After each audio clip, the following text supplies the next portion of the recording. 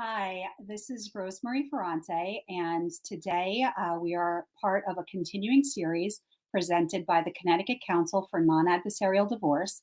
Connecticut Council for Non-Adversarial Divorce is the statewide nonprofit organization of Connecticut mediators and collaborative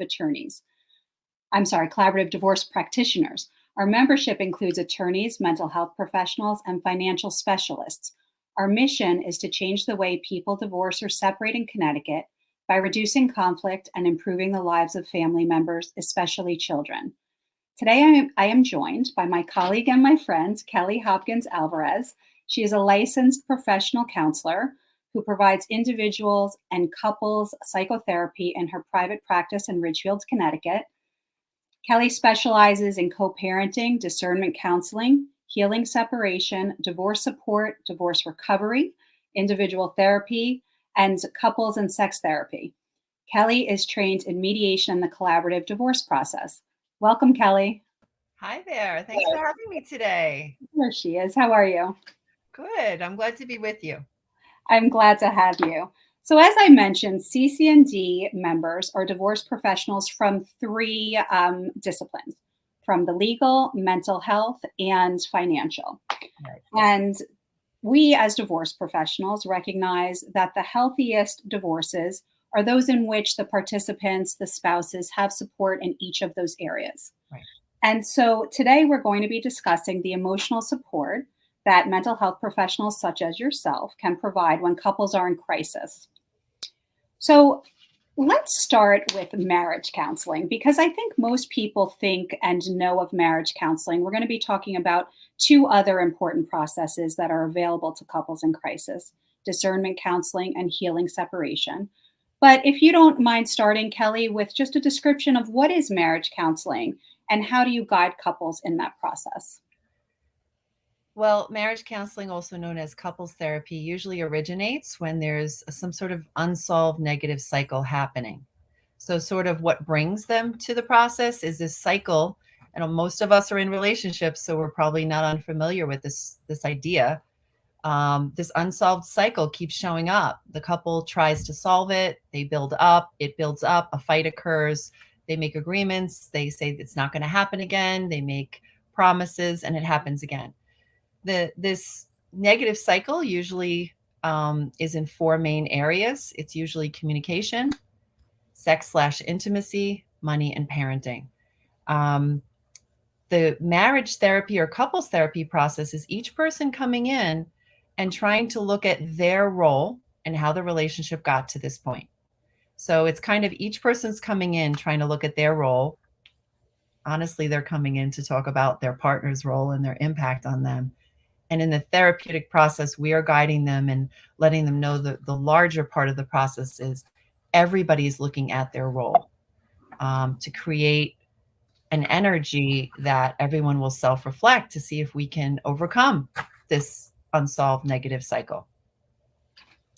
Thank you. And so then I'm guessing at that point, your clientele sort of shifts down two different paths. I'm guessing that sometimes the marriage counseling has helped people break down these negative cycles and have emerged as a stronger partnership continuing in the marriage. And then I'm guessing that sometimes people are starting to explore a different path and dissolving their marriage. Is that fair? That's very well said. And we really want them to really think carefully of all the possible options here and to slow down.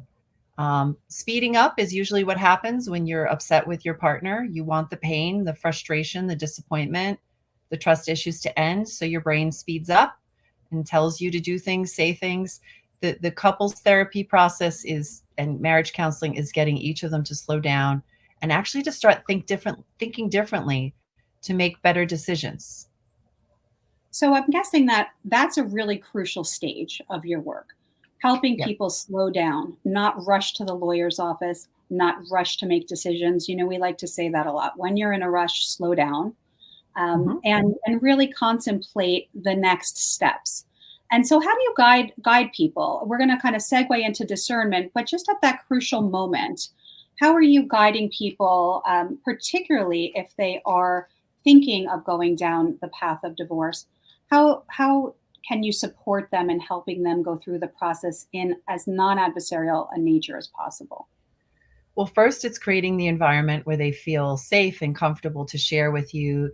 And they also feel like I'm not there to be the judge. So I often tell people I'm not a forensic therapist. My job is to listen to each of your experiences and support you. So as long as they know that and they get the sense that the therapist is there and is neutral, they're not neutral to abuse, they're not neutral to trauma, but they're neutral in that the the focus is that each person is a client and each person has to be sort of met with an understanding, because the couple is the client, but there's two separate people in the room. So does that sort of answer what you were asking, Rosemarie? Yes, it does. Thank you. So as long as your goal is to create a safe space for people to be able to express themselves and to be able to make decisions with clarity. Yes. So let's assume for a moment that this particular couple is leaning towards going down the path of dissolving their marriage. What are their options in terms of therapeutic options to help guide them? I'd love for you to talk a little about discernment counseling. We will talk about healing separation. So why don't we start with discernment counseling and explaining what that is? Sure. Well, Discernment Counseling was started by Dr. Bill Doherty. He's the originator and the founder, and it arose because a family court judge in Minnesota started to see roughly 3 out of 10 couples when they were signing that last document. I think it's called the divorce decree. Is that right, Rosemarie? Yep. They were in the courtroom signing the divorce decree, and they were uttering things like, I don't know if this is right for us. Did we do all we could? That judge noticed that happening so often that he contacted Dr. Doherty at the University of Minnesota, head of the counseling department, to say, could you create a process to help these people? They obviously do not know why they are doing this. And from that process comes discernment, which is basically for couples, partners that are, you can tell that someone's leaning out. We call them mixed agenda couples. Leaning out means someone's really kind of not fully sure if they want to work on the marriage. They may not know what the right path is. Should they separate? Should they divorce? Should they work on the marriage? There's an ambivalence. So quite often we call them ambivalent couples. And when you're screening them, you can see it. People will say things like, I'm just so tired. I don't know if I can do this anymore. Generally, we see one person leaning into the marriage who, despite the issues, still wants to work on things. So therein lies the problem. The discernment counselor is working with two people who have two different goals. How do we create? How did Dr. Doherty create the structure to help them? We review the 3 different paths that are open to the parties, which is number 1, continue as status quo.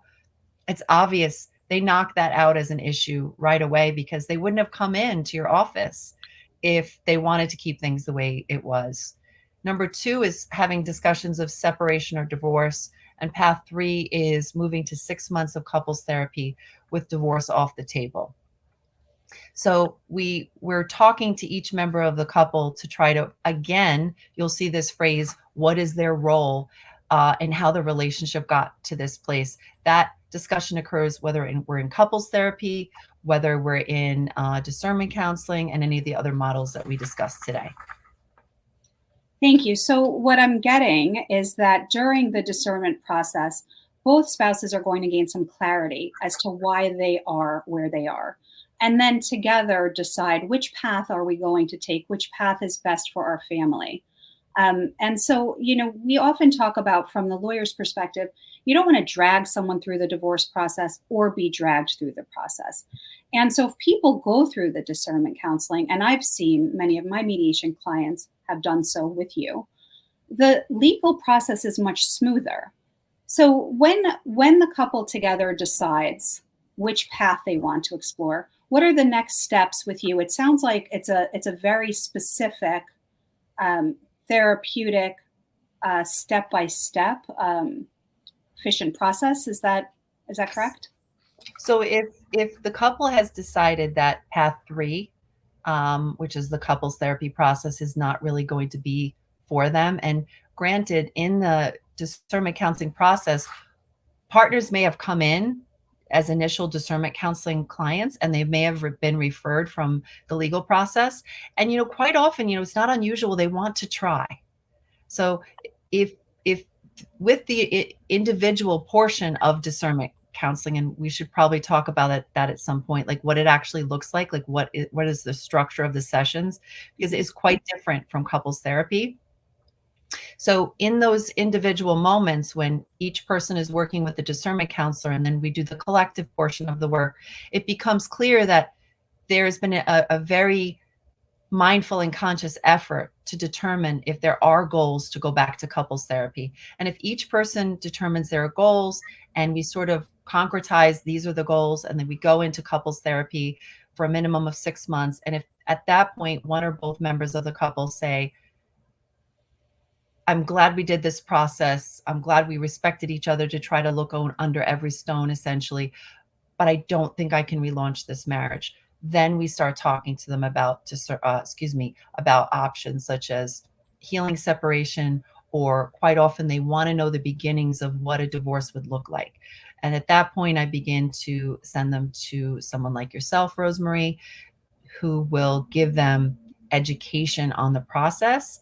They're only given those referrals once they can manage their emotions around the impasses, the stuck places, which sort of got them there in the first place. We don't really refer to the legal process until either through discernment or couples therapy, healing separation, whatever we're doing, co-parenting. Can they communicate around those stuck places? What will be the agreed upon behavior if we come to an impasse? That is key, because we don't want them going into a legal process, playing that out and not knowing why they're there. And so many people do, right? And so that's why, and these are not the clients that you're seeing, but they're the people who aren't doing this emotional prep work and going right to the lawyer's office. And that, so much of divorce is fueled by fear and the unknown and the emotions. So the emotional prep work is critical to having a non-adversarial divorce process.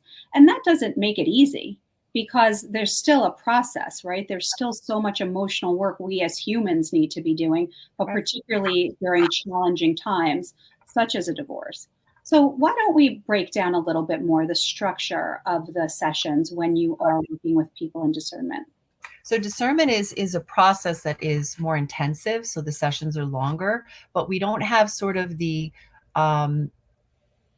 idea in couples therapy, which there's sort of no end. We don't really know when we begin with couples what the end will be. Discernment, Dr. Doherty built into the model that when we begin with these couples, there will be an end to it. We don't determine the end. And so originally in the model, Dr. Doherty says it's 5 sessions. I've shifted mine over the years to 7 to 10 sessions max. Those sessions are generally spread out. They're not weekly.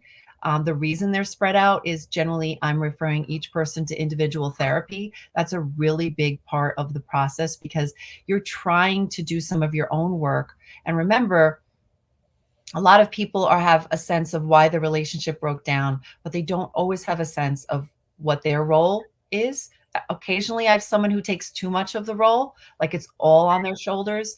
But in general, that's a big part of this process in discernment. What is my role? What is my own personal agenda for change during this time? They tell us in discernment in the training that it isn't necessarily treating the relationship, but we do want to see change in the parties. We do want to see that. And so the structure is they come in together in the beginning of the session. I work with them for probably 20 to 30 minutes. The first session is usually 150 minutes. So that's roughly 3 blocks of time that a therapist usually runs on 45 to 60-minute blocks. So it's 3 blocks for the first session. We're together for about 20 to 30 minutes. And then one goes to the waiting room, one stays with me. Then we switch, and the end they come back together. What are we doing in that individual time? We are not acting as individual therapists. We're acting as an agent of the relationship, essentially. Our training is that we're to remain neutral. We do not know the outcome. Each time we resume a session with a couple, we don't know what's going to happen. And sometimes they want to know, do you think we should be together? What do you think is going to happen? And Dr. Doherty was pretty firm that we need to remain open, So they have a clean process, if you will, to work with. Sessions 2 through 7 or 10, because remember, I do 7 to 10 because I've found for me, partners do need more time to decide, are 120 minutes. So roughly 2 blocks. And so we need to have enough time to both have the partners together in the beginning where they're each sort of check in. I'm looking to see, does anyone have an idea of what path they're taking? Does anyone feel like sharing some of their personal growth? So we're not doing a lot of processing with both people in the room. That's couples therapy. And so if someone wants to do that, I remind them we could eventually transfer to couples therapy if you're really feeling you want to do that and both of you want to do that processing. Sometimes there's a pause and people will stop at session 2 or 3, kind of leave the counseling process for a few months and then return. Sometimes they go on vacation. And at the 7th or 10th session, we don't say, this is the decision that you have to make. Again, it's always up to the partners in the room. But usually by then, people have some sort of sense of what's going on. And sometimes they don't. So there are two things you said that I just found so interesting. And one of them is just sort of about human nature. You said that oftentimes people look to you and they want to know, do you think we can make it? Do you think this relationship can work? And I think so often we, as people, just want the answers and we want someone to tell us what to do. And so much of the non-adversarial divorce process, from the mental health perspective, financial, and certainly legal, is self-determination, being able to make decisions with all the information available. And so what you're providing them is, again, like you said, a clean process for them to come to those determinations, right? Once they've really explored all of the options. So I think that's so important and valuable. And the other takeaway from what you said, and I may have had a little bit of a brain block on this, is this isn't linear. So it could be marriage counseling thrown into discernment. You might go back to that process. And while discernment is very structured and specific, it sounds like people can go from one process to another depending on their needs throughout the process. Is that fair? Is that true? So what I love about working with you is you have this ability to grasp from this other field these nuances. Yes, absolutely. And the reason that they can go back and forth is because you're working with two people, and for whatever reasons, guilt, fear, they want to try, or someone in their family said, you should really try this. So yes, it's not linear, but whatever role we're taking, and in the beginning and the formation of discernment counseling, we are permitted to be both the discernment counselors, to be the couples therapist. We have to disclose, though, what we're doing and when we're doing it. So if there are partners in discernment that begin to want to process a lot, I have to go, guys, I'm a couples therapist. There's nothing I'd love to do more than that, but that is not our goal. That's actually rehashing at this moment. If you want to go to couples therapy, it would mean that you both have identified that there are major challenges in the relationship and that both of you are leaning in to the relationship. So we create a safe space of vulnerability, which is that therapy, digging deep. So that's a really big takeaway for discernment, is that the bulk of the work is in the individual time with me, but I'm not your individual therapist. I'm asking you questions like, what have you done on your own to try to repair this relationship? How has that worked with your partner? How often have you tried to have healthier forms of conflict? How often have you said, I'm sorry? Do you validate your partner when they speak to you about a problem, or do you all of a sudden block it? I'm helping them review their own behavior. I'm helping them review sometimes their sexuality. I mean, as I'm also a certified sex therapist, so sometimes I'll have a client who they've shifted since they've partnered with this person, and they want other things to be added to the relationship from an intimate perspective, and the other partner is not at that place or doesn't identify in that way. So it could be any number of things that we're reviewing in those individual times. And then we come back together in the end, And I've worked with each person in general to think of one or two things from my time with them to share with their partner. And sometimes it's putting in a boundary. Typical boundaries are, I'm not sure I want to stay in the same bedroom while we go through this process of discernment. Maybe it's removal of a boundary. Maybe they haven't spent any time together. And as a result of both of them committing to this transparent process of discernment, could we walk the dog together on the weekends? Could we take the kids out together? There's any number of things that could result in those sort of, we call them couples checkouts at the end. And it's such hard work. I mean, relationships, whether they're with our children, whether they're with our spouses or our romantic partners, are so, I wish that you would teach these things in a high school, right? When young adults are starting in relationships, because you hear it all the time, and I hear it in mediation sessions. People always are looking at what the other person didn't do or did, as opposed to doing the hard work, which is, how did I play a role in this? Right. And doing that through a discernment counseling prior to the divorce is so important. Could you imagine if everyone did that? Divorce would be a completely different process, and it would not be an adversarial process, right? And in addition to the non-adversarial portion, which is so crucial, as individuals leaving that relationship, I'm invested in them learning about their relationship style. How do you bond and attach to people? Do you immediately bond in an anxious way, an insecure way? Are you a secure bonder, and do you attract people who are more insecure that you have to take care of? Like really digging into, who are you? Who raised you? And if you've had trauma, you can work through that trauma to the best of your ability with the right help and time. Who do you want to be?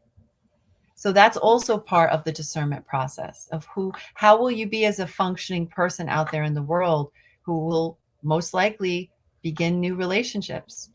Exactly right. And we all know that the divorce rate for second marriages is higher than the divorce rate for first marriages. So this work is not only important for ending your first relationship, or whatever this relationship is, this marriage, respectfully and compassionately, but it's also going to serve you well in your future relationships. And again, whether it's with your children, whether it's with a romantic partner, your family, whomever, it's just so important. I just so value the work you do with people. I'd like to shift to healing separation. And so, this is another process that many, many people are not aware of, that's available to them as a couple. So can you describe what a healing separation is? Sure. That was started by Dr. Bruce Fisher.